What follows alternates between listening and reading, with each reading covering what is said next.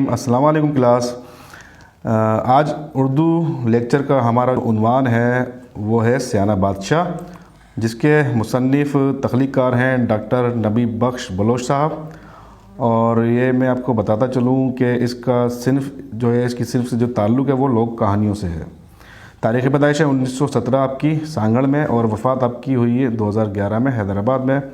اچھا، تھوڑا سا میں آپ کو لوک کہانیوں کے بارے میں تھوڑا سا میں بتانا چاہوں گا، اس کا تعارف کروانا۔ لوک کہانیاں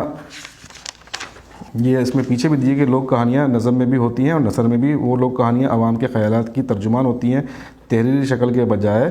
سینہ در سینہ دوسری نسل تک پہنچتی ہیں۔ اچھا، لوک کہانیاں کیا ہیں؟ جو مقامی آپ کے مطلب علاقوں میں جو واقعات ایسے کہ جو نسل در نسل چلے آ رہے ہوں سینہ بسینہ سالوں سے صدیوں سے، وہ لوک کہانیاں کہلاتی ہیں، چاہے وہ رومانوی ہوں، چاہے وہ سیاسی ہوں، چاہے وہ مذہبی ہوں، معاشرتی ہوں، کسی بھی نوعیت کی کسی بھی پہلو کی ہوں۔ اور جیسے آپ کا سسی پنو، ہیر رانجھا، سونی ماہیوال اور اس طرح کی سینکڑوں کہانیاں ہیں جو آپ کی لوک کہانیوں میں شمار ہوتی ہیں۔ ڈاکٹر نبی بخش بلوچ نے آپ نے سندھی ادب میں بے انتہا بے شمار کام کیا، اور آپ کی بڑی قد آور قسم کی شخصیت ہے۔ وجہ شہرت آپ کی ماہر تعلیم تھے، آپ ماہر لسانیت تھے، مورخ تھے، ماہر لطیفیات، لطیف شاہ عبداللطیف بٹائی کے اوپر آپ کا بڑا زبردست کام ہے۔ اور اس کے علاوہ وائس چانسلر تھے سندھ یونیورسٹی کے۔ غریب سے گھرانے میں پیدا ہوا ہے، بڑی مشقت کی آپ نے زندگی بسر کی،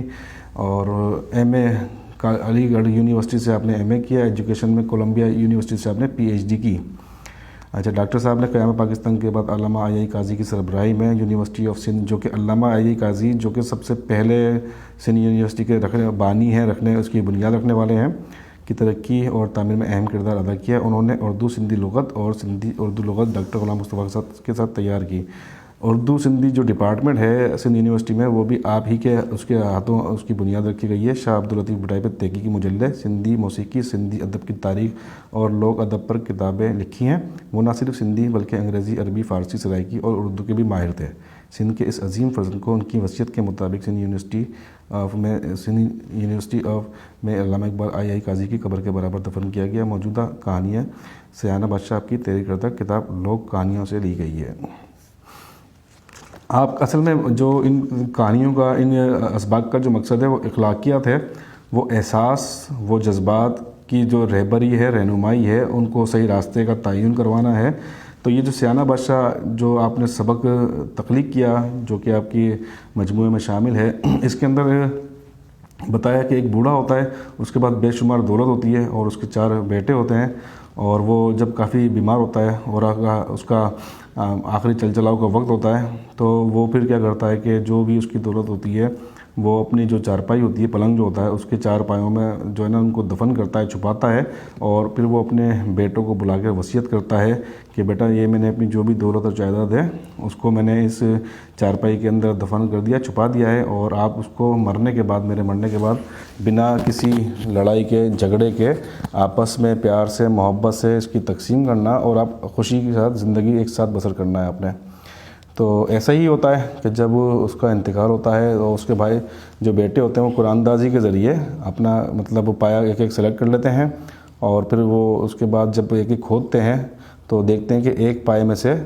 ایک ہیرے کی جو ہے نا دیگ نکلتی ہے، دوسرے میں سے سونے کی، اور جو تیسری اور چوتھی جو ہوتی ہے وہ خالی ہوتی ہے، یعنی ایک میں صرف مٹی بھری ہوتی ہے اور دوسری کے اندر 4 سوکھی ہڈیاں ہوتی ہیں۔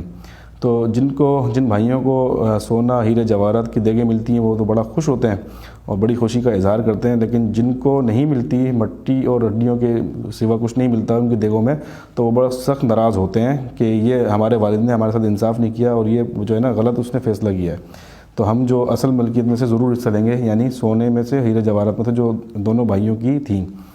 تو وہ کہتے ہیں کہ بھائی بابا ہمارے تقسیم کر کے گئے، ان کے وہ تقسیم ہے وہ صحیح کر کے گئے، آپ کو جو ہے نا اس کو ماننا پڑے گا، قبول کرنا پڑے گا، لیکن بہرحال یہ بات جو ہے نہیں جو کہ سمجھ میں آتی ان کے، اور وہ آپس میں لڑائی جھگڑے تک بات پہنچتی ہے، پھر یہ تکرار زیادہ بڑھتی ہے ان کی، اور یہ پھر فیصلہ ہوتا ہے کہ جو بادشاہ ہے وقت کا، کیونکہ وہ بڑا دانش مند ہے، بڑا عقل مند قسم کا ہے، تو ہم یہ مسئلہ اس کے پاس لے کے جاتے ہیں، تو ہمیں امید ہے کہ بادشاہ کوئی اچھا فیصلہ کرے گا۔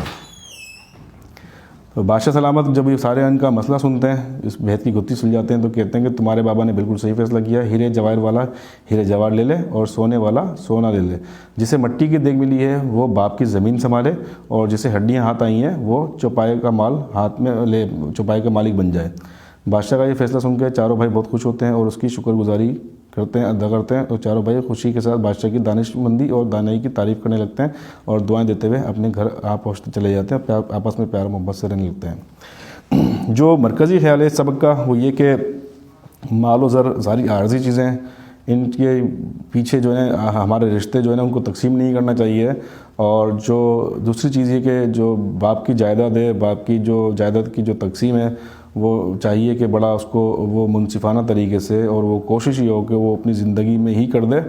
اور اگر اس کے بعد جو تیسرا پہلو ہے اس کا کہ اگر اس کے باوجود بھی کسی میں اختلاف ہو رہا ہو کسی بھی چیز کو لے کر،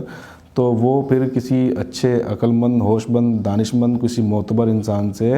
اس کا فیصلہ کروائے، تاکہ ان میں آپس میں پیار محبت قائم رہ سکے اور وہ رشتے ہمیشہ کے لیے قائم و دائم رہ سکیں۔ تو یہ کچھ اس کا مرکزی خیال تھا۔ اب وہ جو پوچھنے والی بات ہے اس ہمارے HST پیپرز کے حوالے سے پہلے تو ہم مشق کی بات کر لیتے ہیں، وہ یہ کہ ساہوکار نے اپنے بیٹوں میں ملکیت کس طرح تقسیم کی۔ اس کا جواب جو بتا چکا ہوں میں آپ کو کہ ساری ملکیت پلنگ کے 4 حصوں میں اس نے تقسیم کر کے رکھ دی تھی، چھپا دی تھی۔ اس کے بعد اس کا سوال نمبر 2 ہے، ساہوکار کے 2 بیٹے کس بات پر سخت ناراض ہوئے؟ تو سوال نمبر 2 یہ کہ باقی 2 لڑکوں کو جن کو ہڈی اور مٹی ملی تھی وہ دیگیں دیکھ کر اپنی سخت ناراض ہوئے، اور کیونکہ اس کی وجہ یہ تھی کہ ان کے بھائیوں کی دیگوں میں سے ہیرے جواہرات اور سونا نکلا تھا۔ چاروں بھائی فیصلے کے لیے کس کے پاس گئے؟ سوال نمبر 3 کہ چاروں بھائی ملک کے بادشاہ کے پاس انصاف کے لیے گئے۔ اب اس کہانی سے ہمیں کیا سبق ملتا ہے؟ اس کہانی سے جو میں ابھی اس سے پہلے بتا چکا ہوں مرکزی خیال میں، اس سے ہمیں یہی سبق ملتا ہے۔ اور درج ذیل خالی جگہیں پر کیجیے۔ ایک ساہوکار کے 4 بیٹے تھے، چاروں دیگیں چارپائی کے پایوں کے نیچے دفن تھیں، ہر ایک نے قرآن اندازی کر کے اپنا پایا مقرر کر لیا، ایک میں صرف مٹی پڑی تھی، ٹھیک ہے۔ پھر اس کے بعد یہ کہ سوال نمبر 3 ذیل کے کالم الف کو کالم بے سے ملائیے۔ یہ میرے خیال میں اس طرح کی چیزیں تو پیپر میں نہیں آئیں گی، لیکن کیونکہ ضروری ہے آپ کا کانسیپٹ کلیئر ہونا ضروری ہے۔ الف میں ساہوکار نے اپنی ملکیت بیٹوں میں تقسیم کی، دوسرا اس کا ہے دوسری دیگ سونے سے بھری تھی، تیسرا ہے جسے مٹی کی دیگ ملی وہ باپ کی زمین سنبھالے گا، چوتھا چاروں بھائی آپس میں پیار محبت سے رہنے لگے، پانچواں جسے ہڈیاں ملی وہ چوپائے کا مال کا مالک ہوگا۔ پھر سوال نمبر 4 ہے کہ دیے ہوئے لفظی اشاروں کی مدد سے کہانی مکمل کیجیے۔ سبکتگین، غلام، شکار، ہرن کا بچہ، پیچھے دیکھنا، ہرنی، رحم، چھوڑنا، خواب، بزرگ، سلطنت، موت، انتخاب۔ یہ صلاح الدین کے جو والد تھے، صلاح الدین ایوبی کے، اس کے محمود غزنوی کے اس کے جو باپ تھے سبکتگین، ٹھیک ہے، یہ ان کا واقعہ ہے، بیان کیا گیا ہے کہ کس طرح سے وہ جاتا ہے اپنا جو جنگل کے اندر شکار کے لیے، اور وہاں وہ کیونکہ غلام ہوتا ہے، محمد غزنوی غلام کا بیٹا تھا سبکتگین کا، اور وہ اس کو جا کے جو ہے نا وہاں پہ وہ شکار کرتا ہے، تو وہ اس کا جو تیر ہوتا ہے وہ ہرن کے بچے کو لگتا ہے، اور وہ اس کو جو سبکتگین ہوتا ہے اس کو ترس آتا ہے اس کے اوپر، اور اس کو زندہ چھوڑتا ہے، کیونکہ اس کی ماں جو ہوتی ہے ہرن کی ماں وہ اس کو دکھی دکھائی دیتی ہے اپنے اس بیٹے کی تکلیف کو دیکھ کر۔ تو پھر جو ہے نا اس کو خواب آتا ہے رات کو کہ وہ اس نے اس کے اوپر رحم کیا ہے، تو اللہ تعالیٰ اس کو بھی نوازے گا عزت سے، نام سے، شہرت سے، اور پھر اس کے بعد اللہ تعالیٰ اس کو محمود غزنوی جیسا بیٹا عطا کرتا ہے، فاتح ہند جیسا بیٹا، اور جو واقعی دنیا میں بہت نام کر کے جاتا ہے۔ تو یہ الفاظ یہ سارے اس کے اس واقعے کی طرف ہیں جو انہوں نے اشارہ کیا ہے۔ سوال نمبر 5 ہے درج ذیل درست بیانات کیا کہ نشانات لگائیے۔ ساہوکار نے سقراط کے عالم میں بیٹوں کو بلایا، بالکل درست بات ہے۔